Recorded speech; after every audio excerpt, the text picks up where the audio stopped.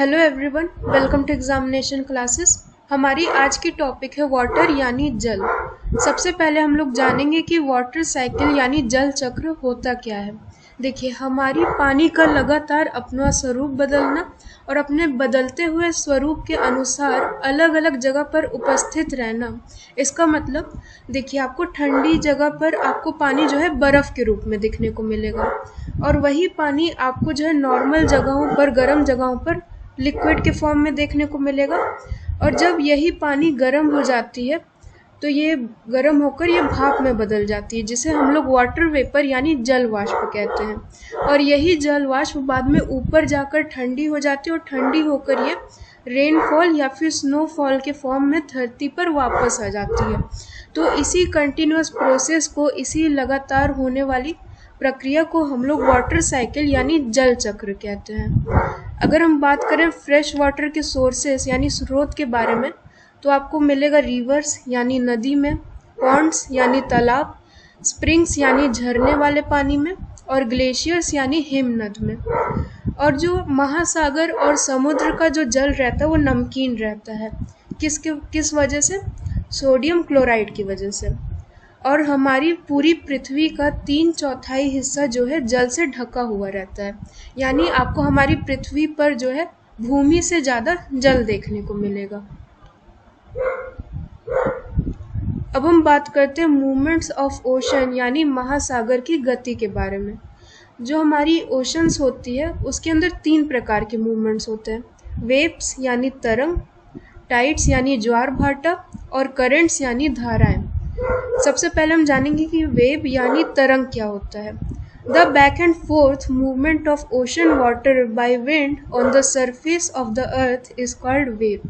यानी पवन के कारण हमारे महासागर के जल का जो है आगे पीछे मूवमेंट करना। मतलब कभी आप बीच में घूमने गए होंगे तो आप देखे होंगे कि जो पानी है उसकी लहर आ रही है वापस बालू में, फिर वापस जो है वो पानी के पास जा रही है, फिर वापस आ रही है, फिर वापस जा रही है। तो इसी मूवमेंट को हम लोग जो है वेव्स यानी तरंग कहते हैं।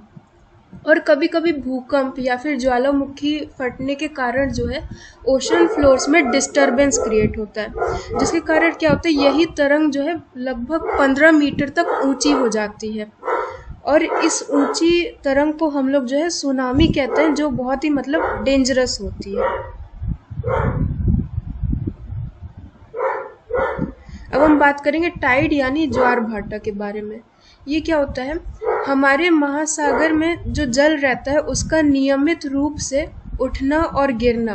कितनी बार? दिन में 2 बार। इसी को हम लोग टाइड यानी ज्वार भाटा कहते हैं। और ये किस वजह से होता है? ये हमारे सन और मून, हमारे सूर्य और चंद्रमा के ग्रेविटेशनल पुल यानी गुरुत्वाकर्षण बल के कारण जो है होता है। और ये जो टाइड्स होते हैं ये 2 प्रकार के होते हैं: स्प्रिंग टाइड्स यानी बृहत ज्वार, और नीप टाइड्स यानी लघु ज्वार। ये जो स्प्रिंग टाइड्स होती है कब होती है? ये फुल मून डेज और न्यू मून डेज में होती है, यानी पूर्णिमा और अमावस्या में। जैसे कि आप देख रहे हैं इस यहाँ पे जो है अर्थ, मून और सन ये एकदम लाइन में जो है एक साथ जो है उपस्थित है। तो इसमें क्या होता है? इसमें स्प्रिंग टाइड्स होती है, बृहद ज्वार। और ये जो टाइड्स होती है, जो स्प्रिंग टाइड्स होती है, थोड़ी ऊंची होती हैं। अगर हम बात करें नीप टाइड्स की, तो ये कब होता है? तब होता है जब हमारा जो मून रहता है वो इस प्रकार से जो है अपना पोजीशन बदलता है, इसलिए इसको नीप टाइड्स यानी लघु ज्वार कहते हैं, जो कि स्प्रिंग टाइड्स के कंपैरिजन में थोड़ी छोटी होती है। और जो हमारा टाइड्स होता है, ये जो ज्वार होता है, ये काफ़ी मतलब बहुत ही ज़्यादा यूज़फुल होता है। किस में? नेविगेशन यानी नौ संचालन में। इसके कारण जो हमारी शिप्स होती है वो आसानी से जो है पोर्ट तक यानी बंदरगाह तक पहुंच सकती है।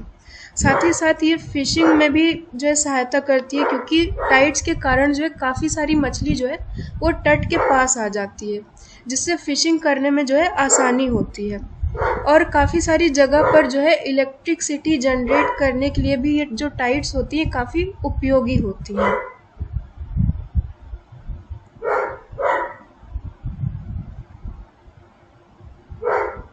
अब हम बात करेंगे स्ट्रीम्स यानी धारा के बारे में।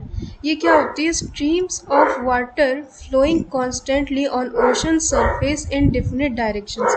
हमारे महासागर में जल का निश्चित दिशा में नियमित रूप से जो है एक जगह से दूसरी जगह गति करना, इसी को हम लोग ओशन करंट्स यानी महासागरीय धाराएं कहते हैं। और ये दो प्रकार की होती हैं, एक गर्म होती है और दूसरी ठंडी होती है। जो वार्म ओशन करंट्स होते हैं वो जो है इक्वेटर या फिर इक्वेटर के आसपास उपस्थित लैटिट्यूड्स यानी अक्षांश में उत्पन्न होते हैं। और ये किस तरफ गति करते हैं? ये पोलर एरियाज की ओर, ये ध्रुव वाली जगहों की ओर जो है गति करते हैं। मतलब ये लोग जो है गर्म जगह से ठंडी जगह जाते हैं, जो वार्म ओशन करंट्स होते हैं। अगर आपसे पूछा जाए वार्म ओशन करंट्स का एग्जाम्पल, तो इसका एक एग्जाम्पल है गल्फ स्ट्रीम। और जो कोल्ड ओशन करंट्स होती हैं, जो ठंडी धाराएं होती हैं, ये पोलर एरियाज या फिर पोलर एरियाज के आसपास उपस्थित जगहों पर उत्पन्न होती हैं और वहाँ से उत्पन्न होकर ये जो है इक्वेटर की ओर जो है गति करती हैं। और लैब्राडोर जो करंट होता है यह एक प्रकार का कोल्ड ओशन करंट है। और वो जगह जहाँ पर गर्म और ठंडी धाराएं मिलती है, वो जगह जो है फिशिंग के लिए, मछली पकड़ने के लिए बहुत ही ज़्यादा बेस्ट माना गया है। लेकिन एक तो प्रॉब्लम क्रिएट होती है कि जहाँ पर वार्म और कोल्ड ओशन करंट्स मिलते हैं वहाँ पे जो है वहाँ पे फॉग हो जाता है, वो एरिया जो है थोड़ा फॉगी हो जाता है, जिस वजह से नेविगेशन में काफ़ी प्रॉब्लम आती है। तो आज के लिए इतना ही। आई होप आप लोगों को चीज़ें समझ आई होंगी। नेक्स्ट क्लास में हम लोग जो है नया चैप्टर स्टार्ट करेंगे।